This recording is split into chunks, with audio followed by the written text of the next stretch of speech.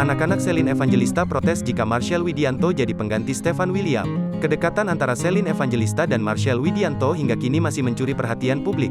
Sebelumnya, Celine Evangelista tampaknya memilih untuk melabuhkan hatinya kepada Marshall Widianto. Demi bisa melangkah ke jenjang yang lebih serius, Celine Evangelista mulai mengenalkan Marshall Widianto ke anak-anaknya. Begitupun Marshall Widianto, dia tampak berusaha untuk menjadi seorang ayah sambung yang baik bagi anak-anak Celine Evangelista. Usaha Marshall Widianto mendekati anak Celine Evangelista itu terekam kala keduanya berada di Bali.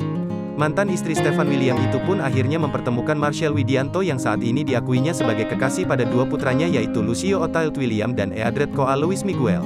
Saat bertemu Marshall Widianto pun mengajak Koa anak Celine Evangelista berkomunikasi.